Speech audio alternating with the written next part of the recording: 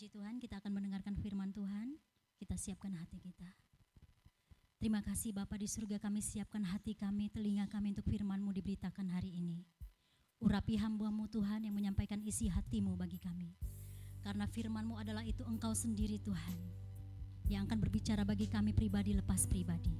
Kami tidak izinkan segala kuasa setan iblis yang coba-coba menutup telinga dan hati kami. Kami mematahkan, menolak dan menghancurkan kuasanya di dalam nama Tuhan Yesus yang berkuasa. Terima kasih Tuhan. Terima kasih. Haleluya.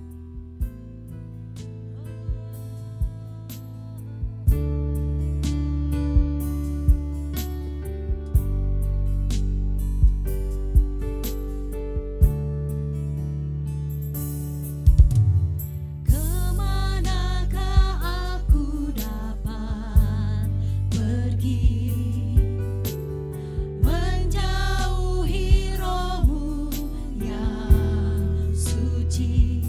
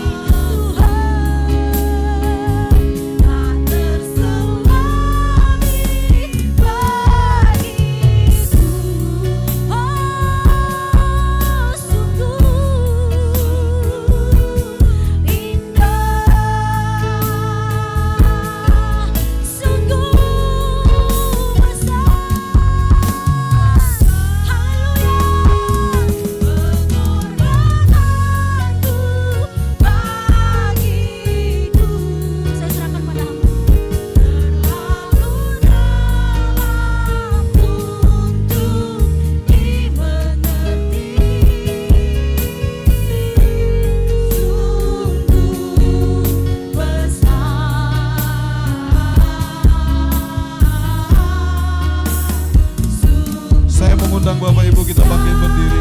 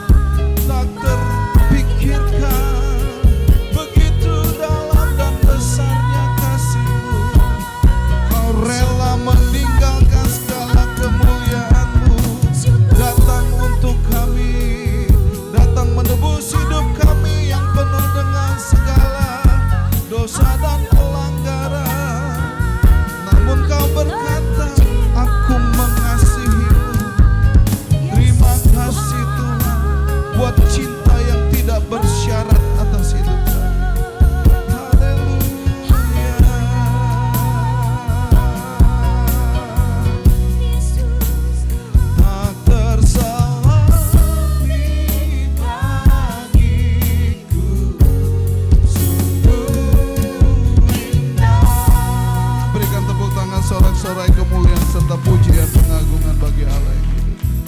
Terima kasih buat siang hari ini kami dapat beribadah, berkumpul bersama, masuk dalam hadirat Tuhan untuk meninggikan satu-satunya Allah yang kami sembah di tempat ini, yang kami panggil, kami permuliakan di dalam nama Yesus. Terima kasih Bapa yang hidup.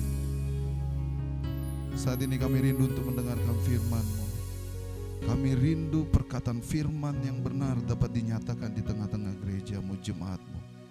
Bukan apa yang menjadi buah pikiran manusia, bukan apa yang menjadi kehendak manusia, tetapi apa yang menjadi kehendak Tuhan sendiri. Dinyatakan secara murni di tengah-tengah kami. Roh Kudus bekerjalah dengan luar biasa. Nyatakan kasih-Mu bersama dengan kami. Berkati hamba-Mu yang akan menyampaikan firman-Mu. Berkati sekali lagi mulut, bibir, perkataan, serta semua perasaan yang ada, sehingga dikuasai sepenuhnya oleh Roh-Mu yang kudus. Terima kasih Bapa yang baik. Kami siap untuk mendengarkan firman Tuhan, dan di dalam nama Tuhan Yesus kami berdoa. Bersama-sama kita katakan, amin. Baik, puji Tuhan. Kita berikan tepuk tangan bagi pelayan-pelayan Tuhan. Bapak Ibu, ada yang 2 sesi, ada 2 shift ini pelayanannya. Tetapi mereka sangat luar biasa. Meskipun tidak sempat makan pagi, tapi mereka tetap berdiri dengan tegak. Amin. Baik, puji Tuhan. Bapak Ibu, seorang hamba Tuhan yang bernama Satis Kumar, di dalam perjalanannya di Amerika, dalam perjalanan menuju ke Toronto, demikian ceritanya. Ketika pesawat mulai terbang, lalu di dalam perjalanan itu, beberapa saat setelah ada di udara, ternyata pesawat ini mengalami gangguan. Ketika pesawat ini mengalami gangguan, lalu pilot mengatakan ada sedikit masalah di dalam penerbangan ini, lalu mereka harus mendarat secara darurat di satu kota, suatu negara bagian yang ada di sana, kalau nggak salah saya di Texas. Ketika mereka landing dan mendarat di sana karena keadaan darurat, lalu penumpang disuruh turun dan menunggu sampai disampaikan kembali keberangkatan untuk melanjutkan perjalanan. Nah, ketika dalam menunggu di bandara itu, karena penumpang ada begitu banyak penumpang yang lain juga, lalu dia melihat Semua penumpang sedang menuju kepada restoran dan rumah makan dan kafe-kafe mungkin yang ada di sana. Mereka semua membeli makanan itu tanpa ragu, tidak mau lihat harga dan sebagainya. Mereka seperti orang yang sedang berpesta, dia bercerita. Lalu dia sendiri memang sedang lapar dan dia akhirnya melihat ada di situ seperti KFC atau McDonald's gitu. Dia datang ke sana, lalu dia melihat harga makanan 2 potong ayam sekitar 6-7 dolar. Ya Bapak Ibu. Jadi kalau didolarkan, kalau dirupiahkan ya itu hampir sekitar hampir 100 ribuan lah. Lalu dia berpikir dalam hatinya, hakui kuah. Kira-kira begitu. Kalau di kampungku di India, kalau dengan harga 7 dolar sampai 5-7 dolar, saya sudah bisa beli 2 ekor ayam. Bukan 2 potong ayam. Jadi akhirnya dia merenung dan berpikir, tapi karena dia sudah merasakan lapar, akhirnya dia beli jugalah makanan ini. Ketika dia beli 2 potong ayam ini, orang makan dengan lahap, minum dan sebagainya. Tapi dia sengaja untuk memperlambat, supaya dia jangan nambah lagi, dia lambat, dia makan. Dia perlambat makannya, sampai akhirnya terdengarlah panggilan. Bapak Ibu para penumpang yang akan melanjutkan perjalanan dipersilakan kembali masuk ke dalam pesawat. Ketika dia akan masuk ke dalam pesawat, di boarding pass-nya itu ada tertulis, bagi penumpang yang mendarat secara darurat, dipersilakan untuk mengambil makanan secara gratis, cuma-cuma, apa saja yang ada di bandara itu tanpa dipungut bayaran. Dia sudah begitu menahan-nahan dengan duit yang ada, tetapi tidak sampai ke telinganya satu berita bahwa makanan di tempat itu gratis ternyata bagi penumpang yang mendarat. Bapak Ibu, kecewa dongkol, dia sampai tahan-tahan makanan dan dia bayar ternyata sampai 7 dolar kepada KFC-nya itu. Dan dia melihat penumpang yang lain ternyata sudah mendapatkan kabar itu dan dia tidak diberitakan kabar baik itu. Hatinya begitu dongkol sekali. Kenapa satupun penumpang ini tidak ada ngasih tahu dengan saya atau kru pesawat itu memberitakan kepada saya bahwa ternyata ada makanan gratis, kau bisa ambil sebebasnya, ditanggung oleh maskapai penerbangan itu. Dia jengkel banget dan lucunya dibilang KFC itu ketika dibayarnya diterimanya pula. Kasirnya tidak bilang jangan bayar. Jadi ada satu pesan yang disampaikan melalui kisah ini. Bahwa ada satu kabar baik yang harus diberitakan bagi orang yang tidak mendengarnya. Bahwa ada keselamatan, kasih karunia yang harus diterima, yang diterima secara gratis tanpa kita harus menjadi orang yang melakukan segala perbuatan baik kita. Diberikan dengan cuma-cuma. Itulah yang terjadi di bumi ini. Ada kabar bahwa setiap orang harus diselamatkan karena tidak ada keselamatan selain di dalam Yesus. Tetapi orang yang sudah menikmati berita ini, dia makan dengan lahapnya.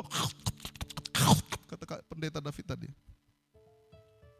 Makan dengan lahapnya.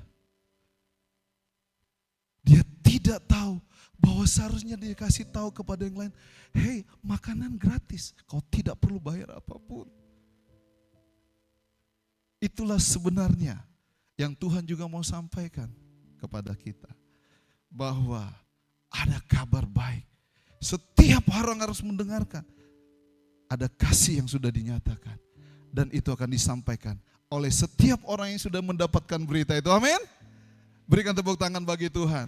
Saya percaya bahwa setiap kita yang ada di tempat ini adalah orang-orang yang sudah menerima kabar baik itu. Dan bagian kita beritakan kepada yang lain. Ada sesuatu yang luar biasa.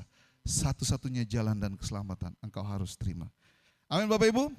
Ya, itu Bapak Ibu sedikit dari pengantar. Namun ada firman Tuhan yang akan kita baca. Ya, kita akan membaca firman Tuhan yang terdapat di dalam Yosua 24 ayat 14 sampai 24. Silakan dibuka. Yosua 24 ayat 14 sampai 24. Sudah ada? Tolong dibuka biar kita dapat memperhatikan bersama-sama. Haleluya. Sudah? Baik. Bapak Ibu, kita bisa baca di dalam ayat 14 sampai 24 di dalam Yosua 24, 14 sampai 24. Saya akan baca, Bapak Ibu tolong perhatikan dengan seksama saja.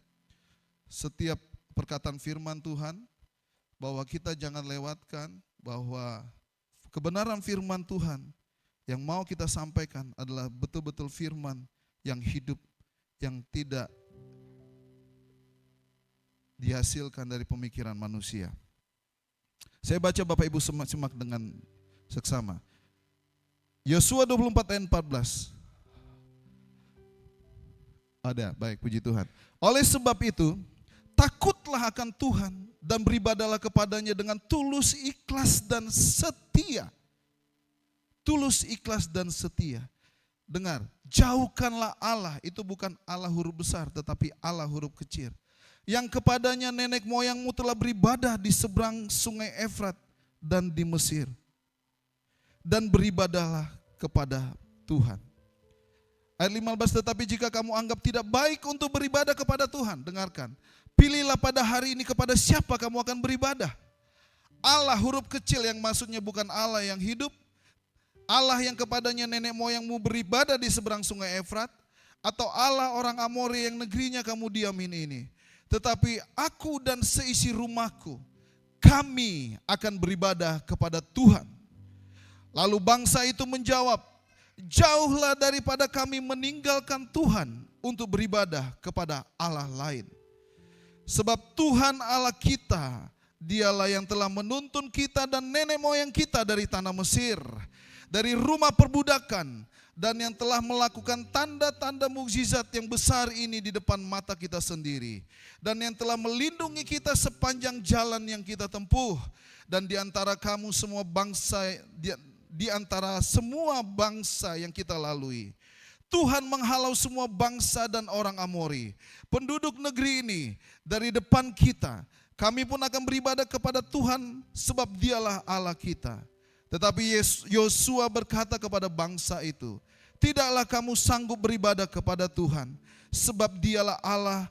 Tidaklah kamu sanggup beribadah kepada Tuhan, sebab dialah Allah yang kudus, dialah Allah yang cemburu. Ia tidak akan mengampuni kesalahan dan dosamu. Apabila kamu meninggalkan Tuhan dan beribadah kepada Allah asing, maka ia akan berbalik daripadamu dan melakukan yang tidak baik kepada kamu, serta membinasakan kamu, setelah ia melakukan yang baik kepada kamu dahulu. Tetapi bangsa itu berkata kepada Yosua, tidak, hanya kepada Tuhan saja kami akan beribadah. Kemudian berkatalah Yosua kepada bangsa itu, kamulah saksi terhadap kamu sendiri, bahwa kamu telah memilih Tuhan untuk beribadah kepadanya. Jawab mereka, kamilah saksi.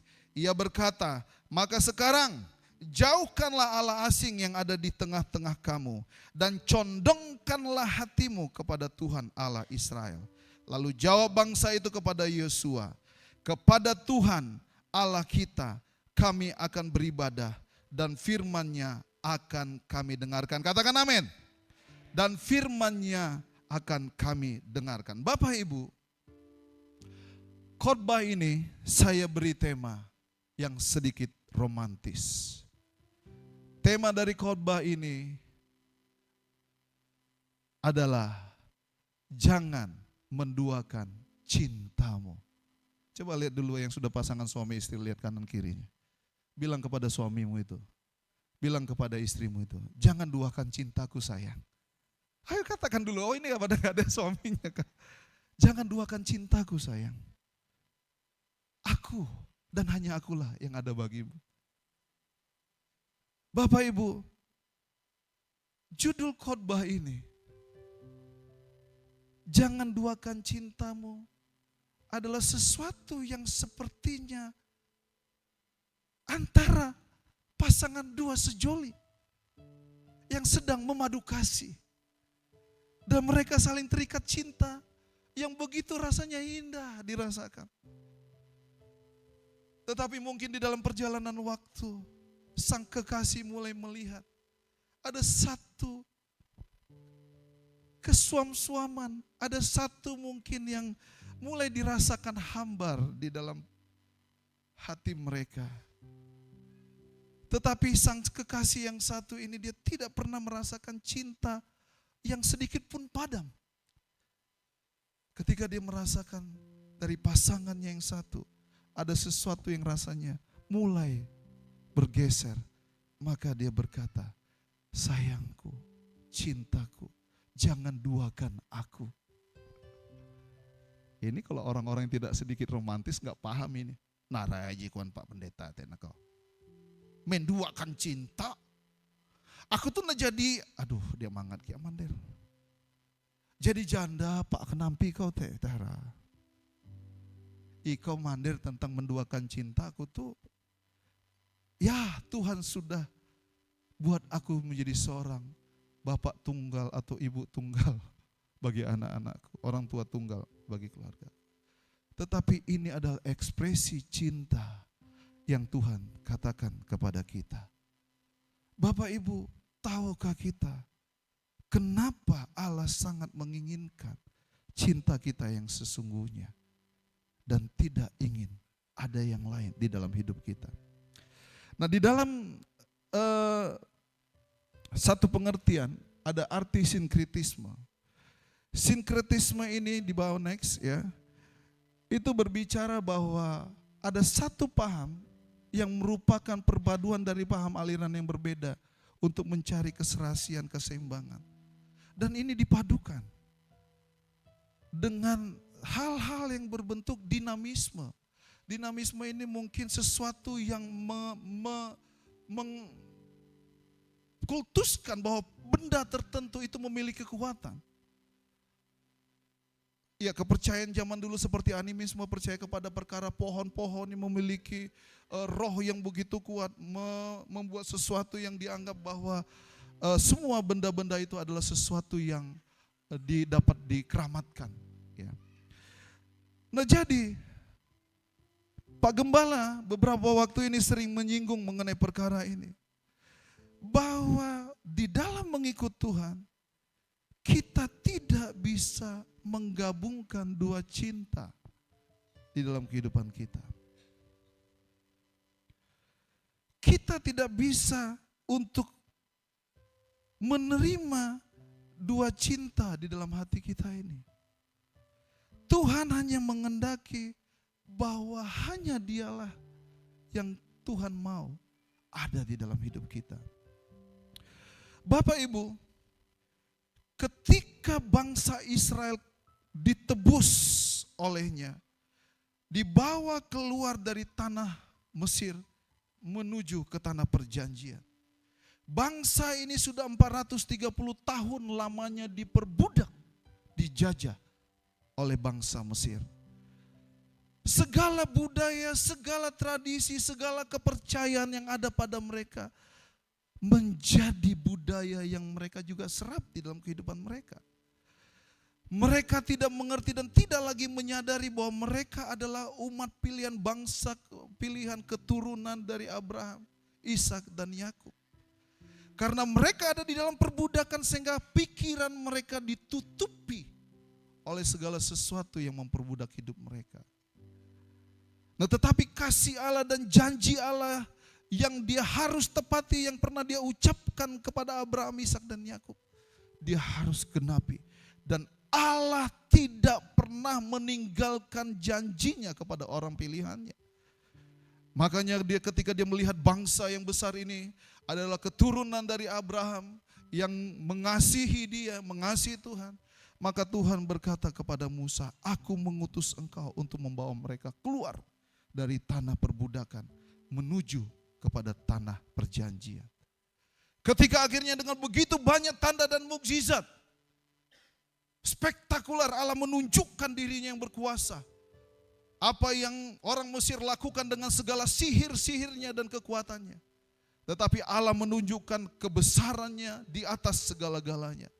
Maka takluklah Mesir, Raja Mesir saat itu. Tidak mampu menahan apa yang Tuhan sudah rancangkan bagi bangsa pilihan, umat pilihannya. Lalu bangsa ini berkumpul dan dibawa keluar, dipisahkan dari kehidupan yang lamanya, dipisahkan dari hidup perbudakannya, yang diintimidasi, yang dipenuh dengan kesengsaraan, kesakitan dan segala hal yang menyakiti hidup mereka, dibawa keluar.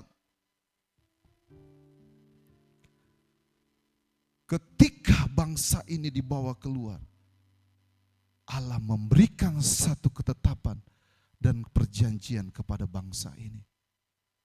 Dia mengeluarkan 10 perintah yang harus ditaati. Benar Bapak Ibu? Bangsa yang sudah dibawa keluar, orang yang sudah ditebus harus memiliki ketetapan-ketetapan yang jelas di dalam hidup mereka. Untuk dipilih, diikuti dan dilakukan dengan jelas. Allah tahu mereka berasal dari perbudakan, hidup dengan budaya cara-cara penyembahan yang salah. Ketika akhirnya Tuhan membawa mereka keluar, Tuhan mengeluarkan 10 perintah yang diminta kepada Musa untuk disampaikan. Dari seluruh 10 perintah itu, Allah tidak mengatakan yang terutama, yang pertama, jangan mencuri, atau jangan membunuh, jangan berzina. Allah tidak membuat itu sebagai urutan yang pertama. Tetapi Allah menyampaikan yang pertama dan terutama harus dimengerti oleh setiap bangsa tebusannya yang sudah dia bebaskan dari perbudakan. Pertama dia harus dimengerti adalah jangan ada Allah lain di hadapanmu. Kenapa dia berkata demikian? Karena dia tahu bangsa ini sudah tercemar oleh budaya, oleh paham-paham, oleh kepercayaan-kepercayaan yang kepada ilah-ilah lain. Allah tahu bangsa ini sudah disesatkan. Mereka tidak lagi mengenal Allah mereka. Karena mereka hidup di dalam aniaya, penderitaan, perbudakan. Mindset mereka harus dirubah. Dan Allah berkata, kamu tidak lagi boleh menyembah kepada Allah lain. Allah lain yang disembah oleh bangsa yang tidak takut dan mengenal Tuhan. Mereka membuat Allah dia seperti Allah yang ada di langit. Dia membuat Allahnya seperti Allah yang ada di atas bumi. Mereka menggambarkan Allah menurut pemikiran mereka adalah Allah yang ada di dalam air. Diciptakan oleh mereka bersama dengan kuasa kegelapan. Untuk mereka menyembah kepada Allah yang salah, bukan kepada Allah yang hidup. Itu yang terutama Allah ingin buat kepada umat pilihannya, harus dimengerti. Sebelum Allah akhirnya berkata, hormati orang tuamu, jangan mencuri, jangan membunuh, jangan mengingini apa yang menjadi milik orang, jangan berzina. Selanjutnya, tetapi yang terutama harus dipahami, Allah yang kamu sembah adalah satu-satunya Allah Abraham, Ishak dan Yakub yang menjadikan langit dan bumi. Kau tidak boleh lagi bersekutu dengan Allah yang lain. Maka ketika itu disampaikan kepada bangsa ini, maka Allah menegaskan perkara itu harus ditaati. Karena dia menggambarkan hanya Allah kitalah yang kita sembah di dalam nama Yesus, yang berkata tentang pribadinya, aku Allah yang cemburu. Next. Bapak Ibu, di dalam Keluaran 20 ayat 3 tadi, jangan ada padamu Allah lain di hadapanku. Allah menginginkan yang ada di dalam batin kita, benak kita, hanya Allah yang hidup. Di dalam Keluaran 34 ayat 14 firman Tuhan berkata, sebab janganlah engkau sujud dan menyembah kepada Allah lain, karena Tuhan yang namanya cemburuan adalah Allah yang cemburu. Siapa yang tidak pernah cemburu?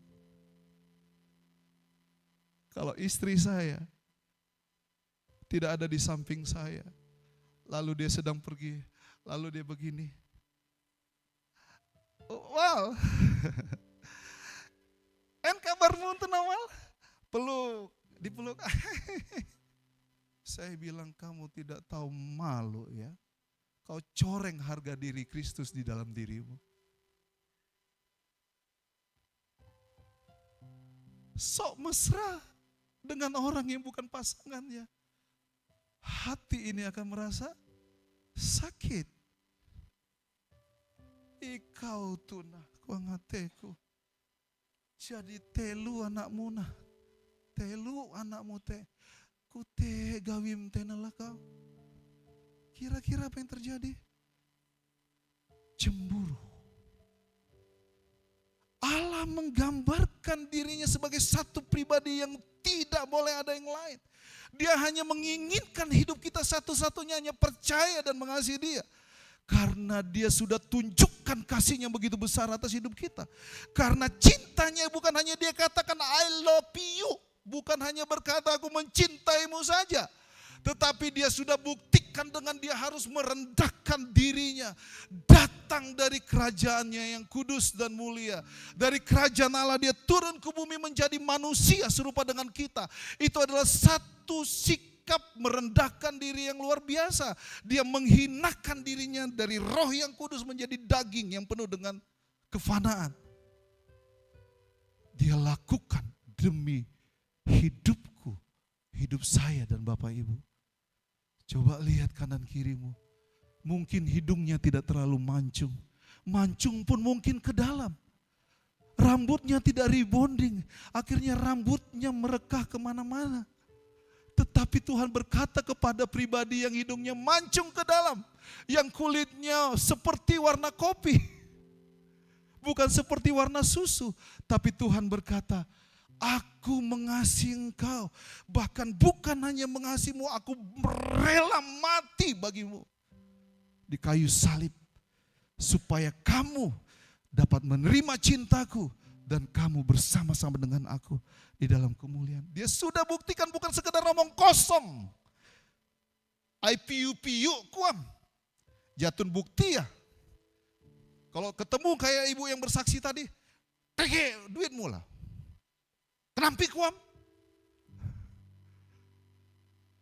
Selesai. Tetapi puji nama Tuhan. Tuhan tunjukkan kasih itu. Meskipun kita tidak pernah berbuat baik. Bahkan jika kita merenungkan hidup kita ini penuh dengan dosa. Kita lakukan sesuatu yang menyakiti hati Tuhan. Kita melakukan sesuatu yang tidak jauh berbeda dengan orang-orang dunia. Tetapi Tuhan berkata, anakku aku mengasihi engkau. Jangan menduakan cintaku. Allah mengatakan dirinya sebagai Allah yang cemburuan. Gak ada Allah lain. Di tempat lain yang menggambarkan tentang pribadinya seperti itu. Karena Allah ini adalah pribadi yang senang berinteraksi dengan orang-orang yang Dia pilih dan kasih. Dia sangat peduli dengan kita. Dia ada di sekitar kita. Bahkan tangisan dan air mata kita Dia tampung. Orang lain tidak mengerti tapi Yesus tahu. Nah Allah ini berkata, jangan ada padamu yang lain.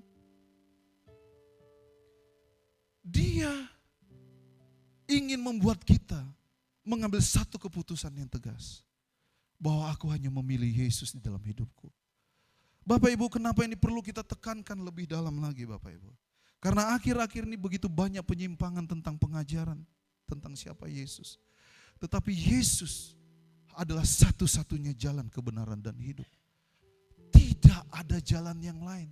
Bahkan firman Tuhan berkata, di kolong langit ini tidak ada keselamatan di dalam siapapun juga. Hanya di dalam Yesus. Nah berita ini harus sampai. Berita ini harus didapatkan oleh setiap orang. Karena kita lihat sekeliling kita, kita lihat orang tua kita, kita lihat anak-anak kita. Kita lihat keluarga kita, kalau dia belum menerima Yesus, Bapak Ibu, tidak ada keselamatan di dalam siapapun juga. Kita jangan hanya lihat bahwa KTP-nya KTP Kristen Bapak Ibu, bahwa sudah ada jaminan keselamatan. Tidak. Saya akhir-akhir ini saya merasa sedih.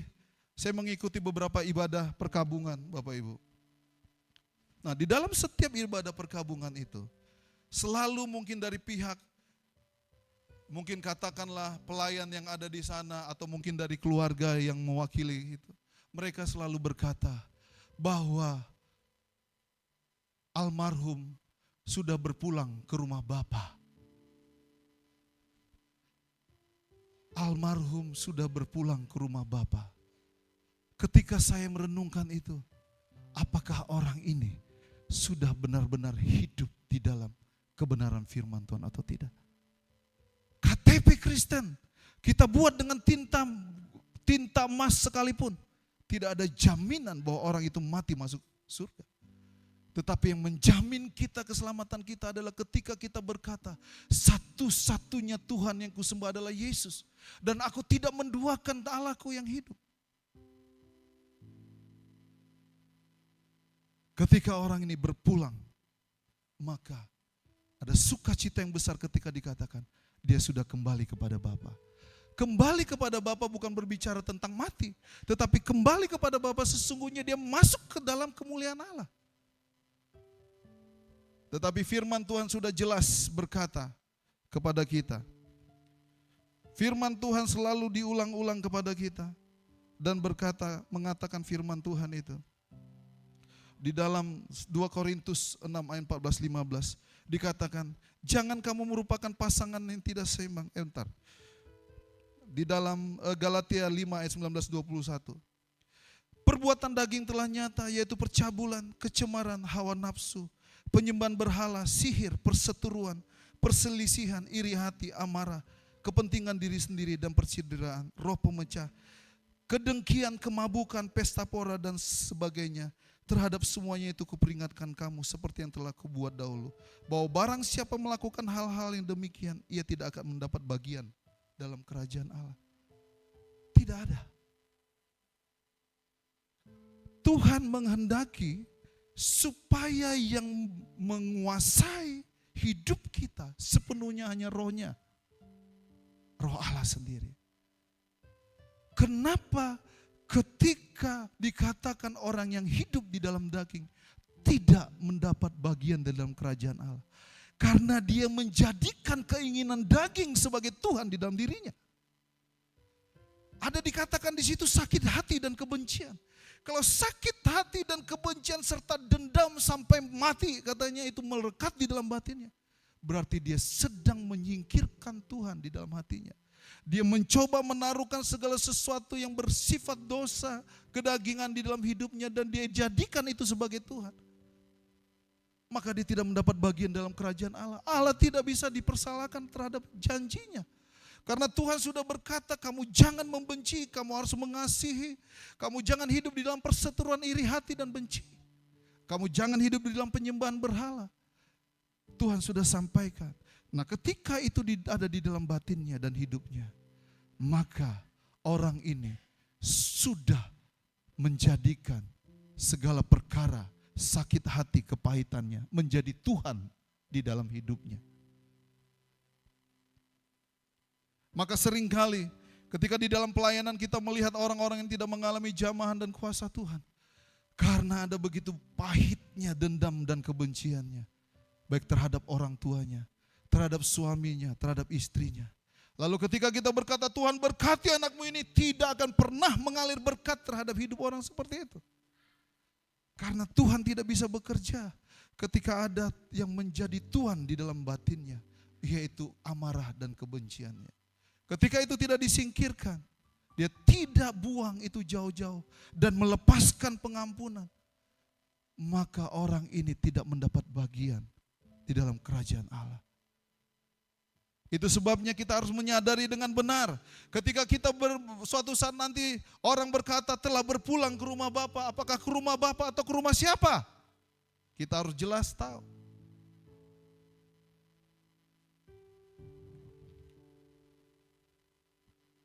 Di dalam satu berita di koran, seorang ibu hancur hati. Karena sang suami berkata di dalam perjalanan dinas bisnis keluar kota, daerah yang berbeda. Dia terbang, ternyata di dalam perjalanannya terjadi crash, terjadi kecelakaan, pesawat mereka jatuh dan masuk ke dasar laut. Ketika akhirnya tim SAR mencoba menggali, mencoba melakukan pertolongan, semua sudah terlambat. Dan semua penumpang ini rata-rata terikat oleh seat beltnya. Ketika dia dengan cemas mendengarkan kabar tentang suaminya ini, penyelam yang ada menyorot setiap penumpang yang telah mati di dalam pesawat itu dan terikat.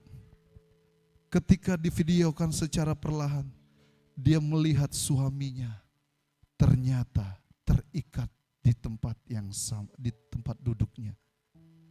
Tetapi yang menyakiti hatinya, ketika disorot ke sebelahnya, ada wanita lain yang selama ini dia tahu itu adalah selingkuhan suaminya. Hatinya hancur, menangis. Hidupnya tidak beroleh keselamatan. Ternyata dia pergi berjalan-jalan bersama selingkuhannya. Dia lihat duduk dan berpegangan tangan di sebelahnya. Seperti cinta romantis Romeo dan Juliet. Tetapi ujung hidupnya adalah mati dan binasa ke dalam kekekalan. Tuhan mengingatkan kepada kita, jangan duakan cintamu terhadap aku. Pilihlah hanya aku satu-satunya Tuhan. Jangan ada yang lain. Jangan ada yang lain. Saya tidak tahu kenapa memang firman Tuhan ini ketika saya, Tuhan apa yang saya harus khotbahkan ketika Pak Gembala meminta saya untuk melayani. Saya rasanya sudah sering untuk menyampaikan ini, tetapi sepertinya Tuhan sangat inginkan supaya setiap jemaat kita di tempat ini harus betul-betul jelas dan clear perkara ini bahwa tidak bisa menduakan Tuhan. Ini betul-betul harus jelas masuk, merema dan meresap di dalam batin kita. Supaya berita ini menjadi darah dan daging bagi hidup kita. Bahwa aku tidak akan menduakan Tuhanku. Sehingga berita ini akan menjadi satu berita yang bisa kita sampaikan kepada yang lain juga. Bahwa Yesus jalan keselamatan. Satu-satunya, tidak ada yang lain yang kau dapat pertolongan. Allah sudah menaklukkan yang jahat. Slide.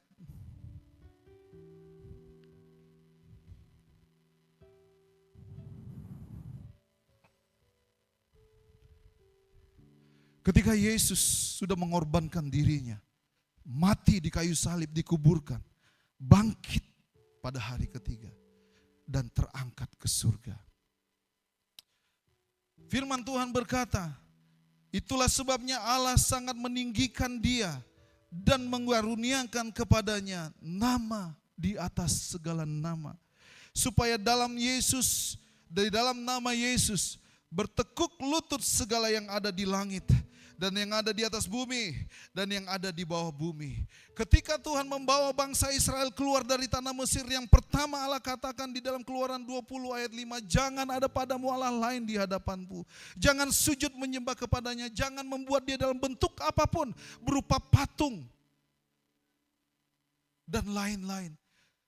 Tuhan berkata jangan ada padamu Allah lain di hadapanku, yang menyerupai apapun yang ada di langit, di bumi dan di bawah bumi. Tuhan berkata, aku adalah Allah cemburu, akan membalaskan kesalahanmu bapak-bapak dan ibu-ibu kepada keturunanmu, kepada anakmu dan keturunan ketiga dan keempat. Itu jelas dan clear, tidak bisa ditawar-tawar. Ketika kita menyembah kepada Allah lain, ilah-ilah lain, Tuhan berkata, aku akan membalaskan kesalahan bapa, orang tua, kepada anaknya, kepada keturunannya. Makanya ketika kau hidup di dalam dosa, kau berkabung di dalam dosamu, kau bertekun di dalam dosamu, ingat bahwa kau bukan hanya kau yang menanggung dosa dan kesalahan, tetapi anakmu juga akan menerima buah itu, dan bahkan keturunan ketiga dan keempat. Itu sebabnya seperti kesaksian-kesaksian anak-anak Tuhan yang luar biasa, ketika mereka datang kepada Tuhan, mereka harus dikonseling dan didoakan supaya putuslah segala kutuk itu dari mereka. Tidak lagi mengikut kepada keturunannya, bahkan hidupnya pun diampuni. Sehingga berkat Allah bisa bekerja di dalam dirinya. Dan segala lidah mengaku Yesus Kristus adalah Tuhan. Next. Nah, nama ini Tuhan ingin mendeklarasikan bahwa namanya adalah nama yang begitu berkuasa. Firman Tuhan berkata tadi di dalam Filipi 2 ayat 9, sebabnya Allah sangat meninggikan dia dan mengaruniakan kepadanya nama di atas segala nama. Artinya siapapun yang kita kagumi, yang memiliki kuasa yang luar biasa, dalam bentuk apapun dia, dalam bentuk makhluk-makhluk lain, ataupun dalam bentuk kekuasaan pejabat, presiden, para menteri, ataupun gubernur dan bupati, wali kota. Kita merasa memiliki pertemanan. Tuhan berkata, nama Yesus dianugerahkan di atas nama mereka semua. Kita melihat di sini ada orang memuja jin-jin tertentu yang penuh dengan kuasa, yang bisa memberikan ini dan itu, yang bisa memberikan perlindungan. Tetapi Tuhan berkata, nama itu tidak ada apa-apanya bagiku. Nama itu bertekuk lutut di bawah kakiku. Dan Allah berkata melalui firman-Nya pada Matius 28 ayat 18, ketika dia belum terangkat ke surga, ketika dia bangkit dari kematian, Tuhan berkata, kepadaku telah diberikan segala kuasa di surga dan di bumi. Ini kita harus tanamkan dengan benar, siapa Tuhan yang kita tidak boleh duakan ini. Namanya Yesus, dan Yesus berkata, kepadaku telah diberikan segala kuasa di surga dan di bumi. Saya sering mengasih contoh, jika kita mendapat surat perintah kuasa dari presiden, maka kita bukan hanya berjalan atas diri kita. Bersama dengan SK itu ada segala pasukan lengkap mengikuti kita. Dan kita tidak akan pernah takut berjalan di negeri ini. Nah, Tuhan berkata bahwa segala kuasa di langit, di bumi, di bawah bumi bertekuk lutut di bawah namanya. Allah sangat luar biasa. Segala kuasa di surga dan bumi. Kalau kita sudah mengerti perkara ini, mengapa kita harus percaya lagi kepada yang lain? Next.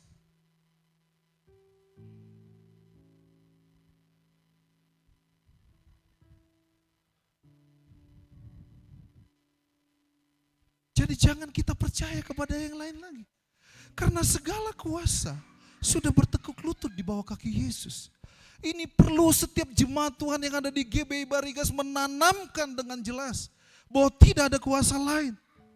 Tidak ada. Mereka menjanjikan, kuasa yang lain menjanjikan jalan pintas. Tetapi Allah membentuk kita untuk membentuk pondasi kita untuk yang mau berjalan di dalam namanya kesabaran, ketaatan. Allah bukan tidak bisa berkata tak jadi maka jadi. Tetapi Allah mau ketika kita dalam pergumulan kita membutuhkan pertolongan, ada roh kesabaran yang Tuhan mau kita miliki. Kita memang rasanya perlu cepat. Tetapi Allah tahu, kalau Allah yang sudah setting segala berkat itu, tepat pada waktunya, itu akan menjadi berkat yang membuat sukacita damai sejahtera. Jangan kira berkat yang kita rindukan dan dapatkan, sepertinya kita menginginkan segala sesuatu, kita menginginkan uang dengan cepat, itu seakan-akan menjadi berkat. Justru sebaliknya akan menjadi kutuk bagi kita. Kita menginginkan pertolongan seperti maksud kita. Kita berdoa, Tuhan ini waktunya, saatnya. Terjadi.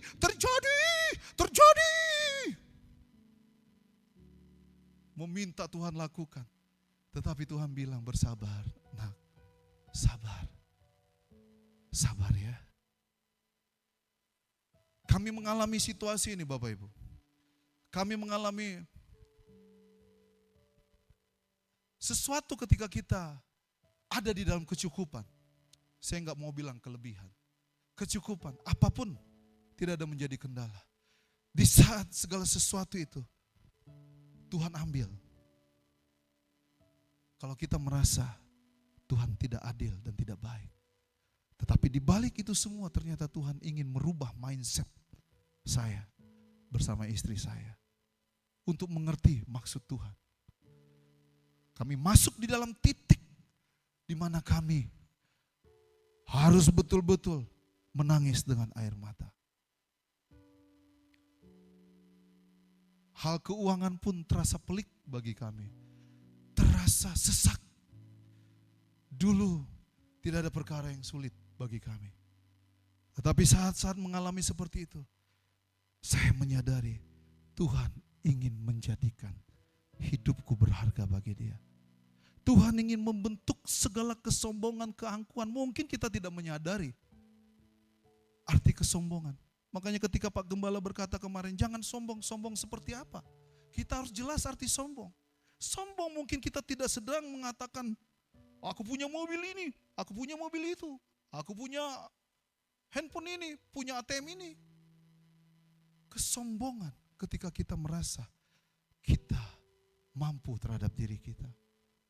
Ketika kami dibentuk oleh Tuhan, kami diproses oleh Tuhan, kami berjalan dan kami merasakan pertolongan Tuhan begitu baik. Saya berhitung-hitung sama istri saya nggak menyadari ternyata kebutuhan kami setiap bulan untuk 2 anak kami yang sedang kuliah di Jakarta 8 juta.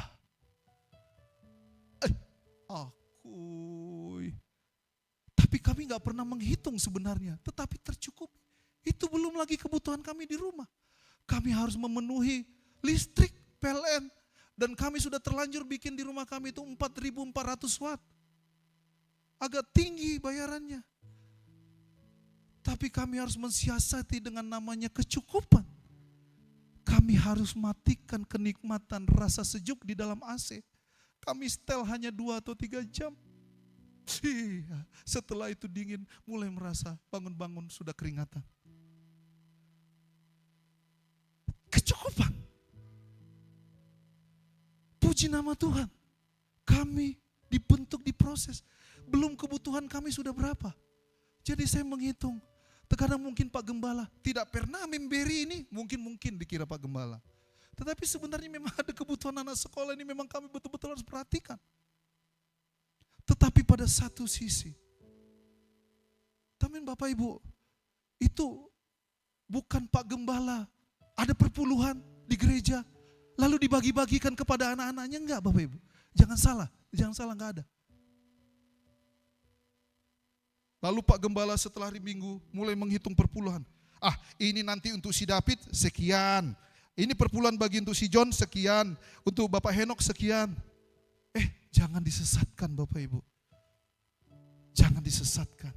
Hati-hati memiliki pandangan demikian. Saya melihat tidak jauh di gereja kita juga pernah ketika kita masih di Dian Wisata. Dia memberikan perpuluhan dan dia berkata, kemana perpuluhannya ini diberikan? Aduh, kayaknya Pak Gembala, Ibu Gembala itu sudah beli cincin yang mahal. Disesatkan pikirannya. Memberilah. Jangan diomongin. Biasanya orang yang suka ngomong gitu pasti tidak pernah memberi perpuluhan. Ini di tempat lain Bapak Ibu di sini ya. Saya cerita mungkin di tempat lain lah itu ya. Amin. Jangan tegang. Jadi Bapak Ibu, kami bergumul. Tapi puji nama Tuhan, ketika Tuhan sedang memberikan kecukupan kepada kami.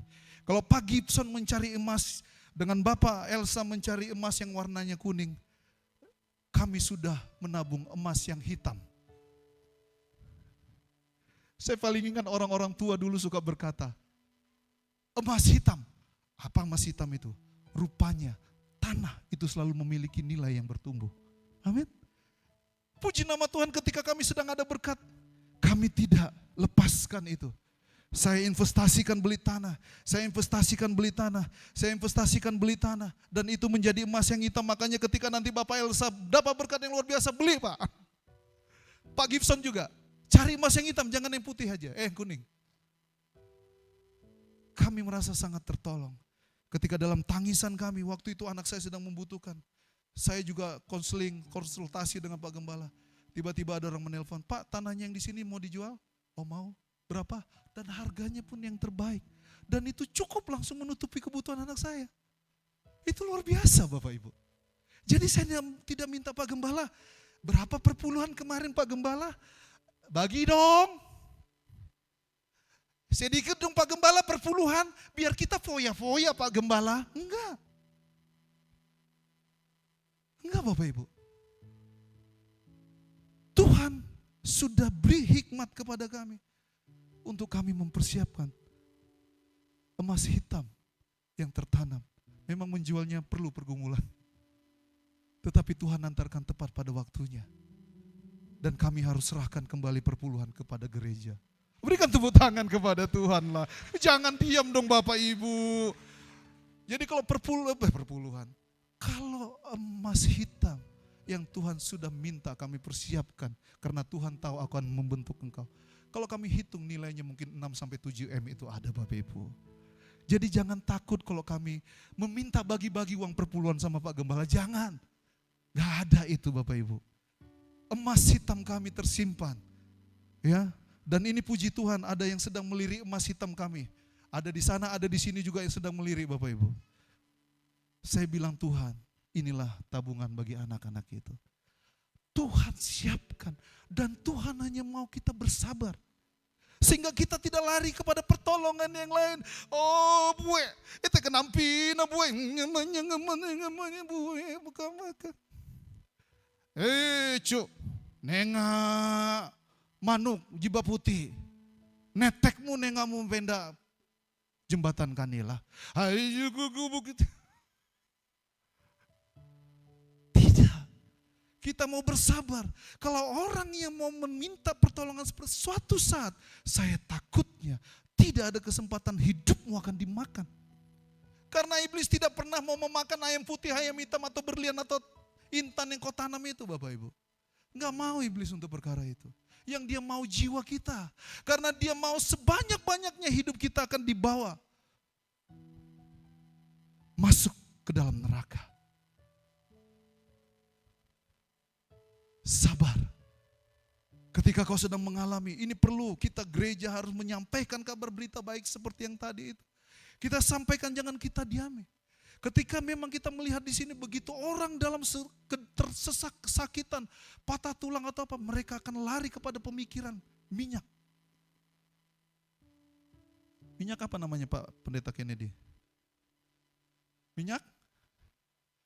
Ya minyak bintang tuh untuk yang parah ya. Minyak bubut.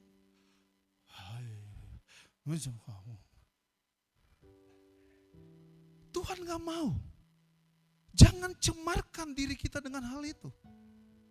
Kemarin Pak Gembala bersaksi ada seorang pengurus DAD di sini. Ya, mantan kalau nggak salah, sudah nggak, masih pengurus saya nggak tahu. Ya, ketika dia mengalami serangan jantung lalu dia mati suri, dibawa rohnya. Dan dia sedang melihat ada pesta sukacita di sana. Lalu ketika dia mau masuk, kau tidak bisa masuk. Karena banyak perkara harus kau bereskan dulu. Tuhan masih kasih kesempatan. Lalu tiba-tiba dia hidup lagi di bumi dan dia menceritakan. Kita harus dibaptis, kita harus mengalami ini segala macam. Karena Tuhan karena di dalam alam bawah sadarnya ketika dia mati suri itu, Tuhan bercerita kepada dia. Tuhan tidak mau diduakan, harus mengambil keputusan yang tepat dan jelas.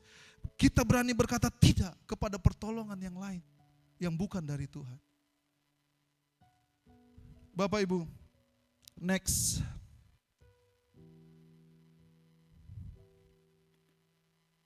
Lanjut. Kalau penguasa dunia, iblis, setan dan kuasa kegelapan telah ditaklukkan, kenapa kita kembali meminta kasih-Nya atau pertolongannya?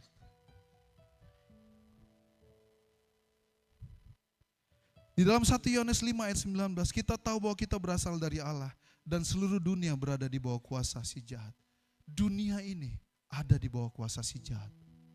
Sejak dunia ini jatuh ke dalam dosa, ketika Adam dan Hawa berdosa.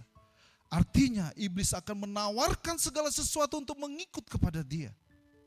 Tetapi pada saat Yesus datang ke bumi, dia mati di salib, dikuburkan, bangkit dari kematian, dan naik ke surga.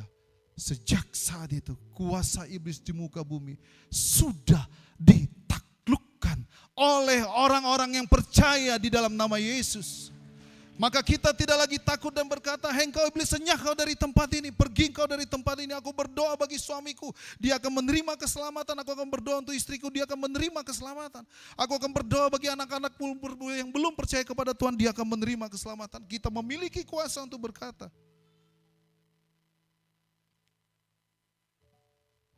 Akhir kata. Next. Yakobus 4 ayat 7 sampai 8. Firman Tuhan berkata, karena itu tunduklah kepada Allah dan lawanlah iblis, maka ia akan lari daripadamu. Mendekatlah kepada Allah dan ia akan mendekat kepadamu. Tahirkanlah tanganmu, hai kamu orang-orang berdosa, dan sucikanlah hatimu, hai kamu yang mendua hati. Tuhan menginginkan supaya kita mendekat kepada Allah dan kita lawan iblis. Tahirkanlah tanganmu, itu berbicara selama ini kita masih melakukan perkara-perkara yang menyakiti hati Tuhan, yang menduakan Tuhan. Kita masih mengasihi sesuatu kepada kuasa-kuasa yang lain. Tuhan berkata, tahirkanlah, itu berbicara kuduskanlah, disucikanlah, supaya kamu jangan lagi hidup dalam perkara itu. Sucikan hatimu, hai kamu yang mendua hati.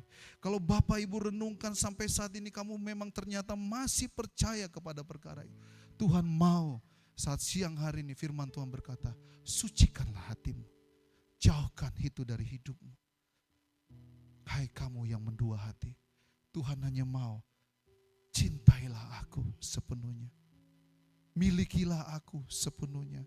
Ini bukan lagu Afgan atau lagu sini Bapak Ibu, tetapi ini ayat firman Tuhan. Firman Tuhan yang berbicara. Di dalam Matius 6 ayat 33.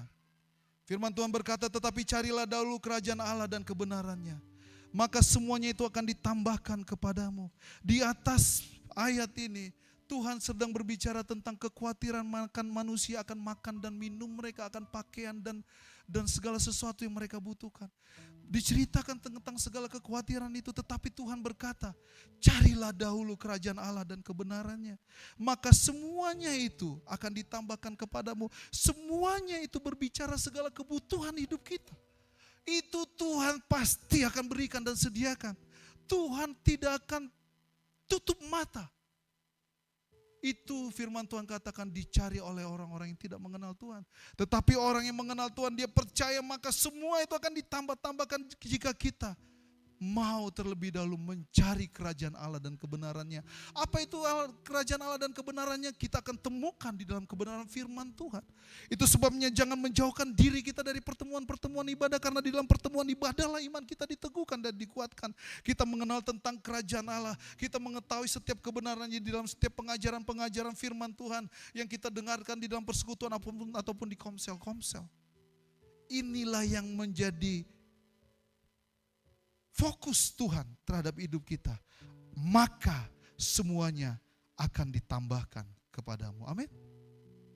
Amin Bapak Ibu. Kesimpulannya di dalam Matius 12 ayat 30. Matius 12 ayat 30.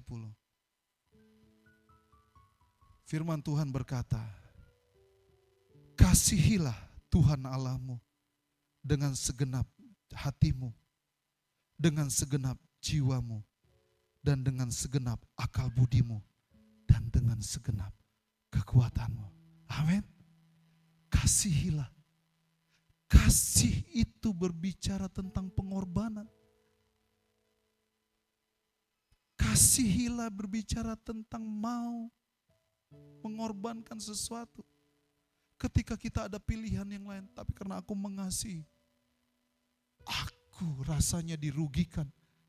Kalau istilah Pak Galang, susah menolaknya nih, barang bagus.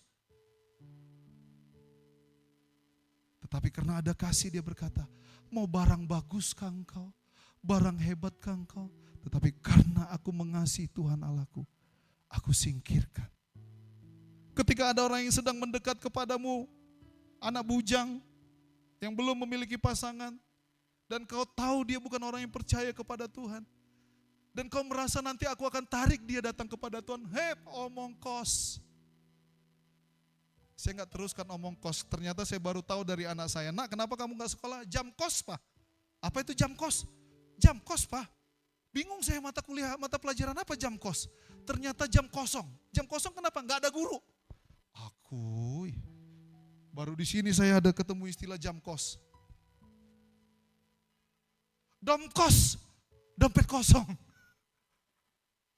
Om kos, omong kosong.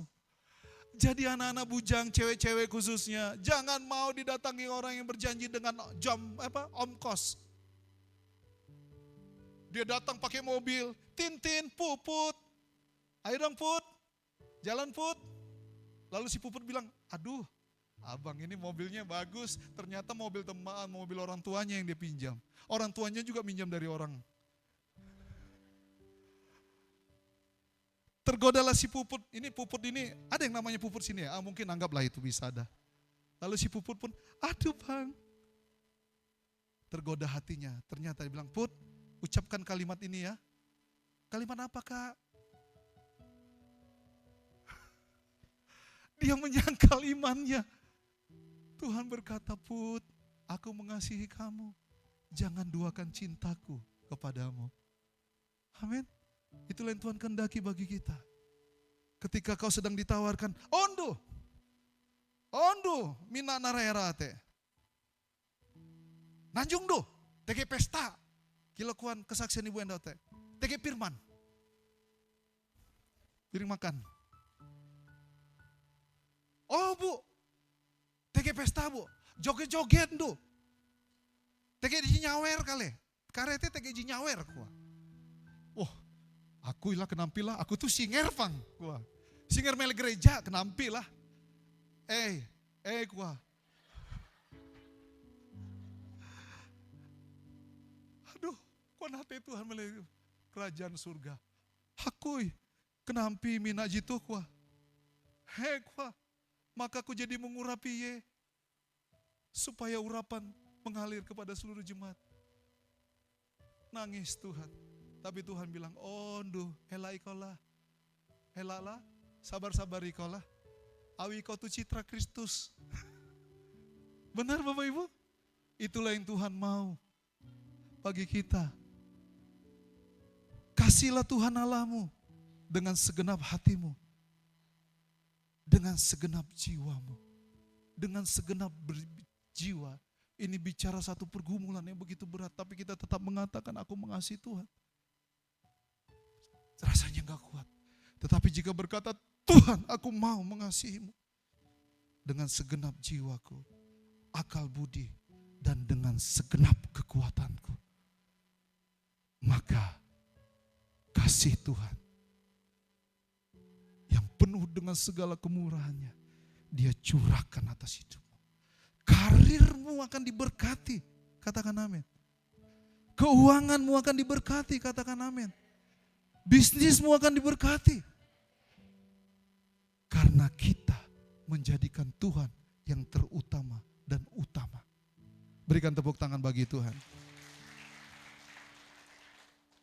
Jangan duakan Tuhan. Selidiki hatimu. Jika kau melihat ada perkara-perkara yang siang hari ini kau mau tinggalkan itu semua. Amin. Ambil keputusan selagi ada waktu. Layanilah Tuhan. Cintailah Dia. Bagi Dia segala pujian, hormat serta syukur kekal selamanya. Bagi Dia segala pujian, hormat serta syukur selama-lamanya. Bagi Dia, kita angkat tangan, kita katakan kepada Tuhan. Bagi Dia segala pujian, hormat serta syukur kekal selamanya. Bagi Dia segala pujian, hormat serta syukur selama-lamanya. Bapak Ibu, firman Tuhan hari ini mengingatkan kita untuk kita jangan menduakan Tuhan. Pilihlah, cintailah Tuhan dengan segenap hatimu. Cintailah Tuhan dengan segenap kekuatanmu. Cintailah Tuhan dengan segenap jiwamu. Cintailah Tuhan dengan segenap akal budimu. Ketika ada sesuatu yang ingin membujuk Engkau. Ketika ada sesuatu yang ingin Engkau memilih sesuatu yang tidak Tuhan sukai, katakan tidak kepada perkara itu. Aku mau berkata bahwa aku akan diberkati oleh Tuhan. Hidupku akan ditambah-tambahkan kasih karunia dan anugerahnya bagiku. Dan aku percaya Tuhan tidak akan pernah membiarkan aku. Terima kasih Tuhan. Bagi Dia segala menjadi perayaan dan sukacita. Tuhan Allah di tengah kita. Tuhan Allah di tengah kita. Tuhan Allah di tengah kita. Haleluya. Salam. Salam. Selamat hari Minggu, Tuhan memberkati kita. Saudara, luar biasa firman Tuhan hari ini. Tadi pagi, tetaplah mengasihi Tuhan dengan segenap hati dan mengasihi sesama manusia. Hari ini juga mengingatkan kita supaya kita jangan menjadi orang yang sinkritisme. Percaya ke sini, percaya ke sini.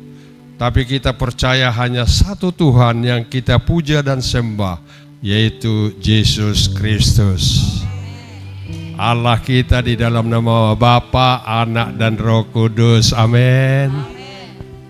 Aminnya sudah kelaparan. Memang waktunya udah agak lewat ini. Karena begitu firman mengasihkan sekali. Saudaraku sekalian, kita berdoa bagi orang yang pertama kali. Silakan berdiri, saya mau berdoa. Supaya kehadiranmu hari ini, sungguh Tuhan akan memberikan apa yang Tuhan rencanakan kepadamu. Pasti ada sesuatu yang Tuhan rencanakan bagimu. Pasti. Karena tidak mudah melangkahkan kaki ke satu tempat kalau bukan Tuhan yang menuntun kamu. Kita berdoa, haleluya. Bapa, kami bersyukur dan berterima kasih kepadamu oleh kebaikan dan pengasihan-Mu, di mana Engkau mengenal setiap manusia dan Engkau tahu hati mereka. Saudara kami yang pertama kali melangkahkan kakinya datang di tempat ini, Tuhan Yesus berkati mereka, dan biarlah apa yang menjadi rencana-Mu kepada mereka Engkau akan genapi dan berikan. Karena mereka melangkahkan kaki ke tempat ini adalah karena Tuhan. Berkati mereka dalam setiap usaha pekerjaannya. Terima kasih Tuhan. Biarlah Engkau menjamah setiap hati mereka. Untuk mereka sungguh-sungguh hanya mengabdi kepada Tuhan. Yaitu Tuhan yang satu. Tuhan kami Yesus Kristus. Haleluya. Amin. Saudara, kalau ada yang sakit, ada yang silakan datang ke depan, cepat. Ada yang mau didoakan? Haleluya. Itu saudara itu, kamu ke depan itu yang belum kerja itu si Majuntak. Ya. Kita berdoa. Tadi ada buruh sinaga, mana dia?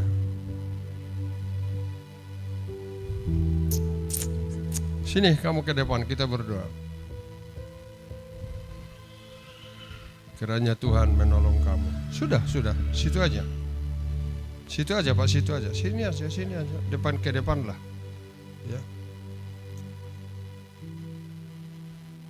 Ini Ibu udah berapa lama itu Pak? 1 tahun, bengkak-bengkak terus.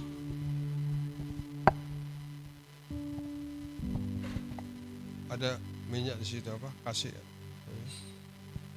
Ya, kita berdoa ya. Tapi nanti harus dilayani Pak ya. Dibuang semua. Ya, jangan ngajak Bu ya, betul ya, supaya bersih ini. Mau kan, mau panjang umur lagi kan? Ya bersih ya. Nanti sembuh. Ke depan. Siapa namanya? Zeho. Sihuk. Bapa di surga, kami berdoa buat Bapak Sihuk. Engkau mengasihi dia dan melangkahkan kakinya ke tempat ini. Dia dalam keadaan tidak sehat, bahkan juga bengkak-bengkak tubuhnya. Kami berdoa Tuhan, berbelas kasihanlah Engkau kepadanya dan pulihkan ginjalnya, pulihkan hatinya, supaya dia menikmati kasih-Mu Tuhan. Berikan dia umur panjang lagi. Terima kasih Bapa, disembuhkan di dalam nama Tuhan Yesus Kristus. Haleluya. Amin. Tolong nanti di pinggangnya itu aja. Tuhan, kami berdoa buat ibu kekasih ini. Ibu istrinya. Istri pertama. Oh, satu aja istrinya. Bapak yang baik, kami berdoa buat ibu kekasih ini. Berikan kekuatan dia untuk mengurus Bapak ini, supaya mereka tetap sehat sepikir dan dia disembuhkan di dalam nama Yesus. Haleluya. Amin. Itu hati leper tuh. Ya, biar kau kuat ya. Tuhan berkati saudara kami ini dengan anaknya. Biarlah Engkau Tuhan mengasihi dia dan memberkati dia. Bahkan suaminya dalam usaha pekerjaan mereka diberkati oleh Tuhan.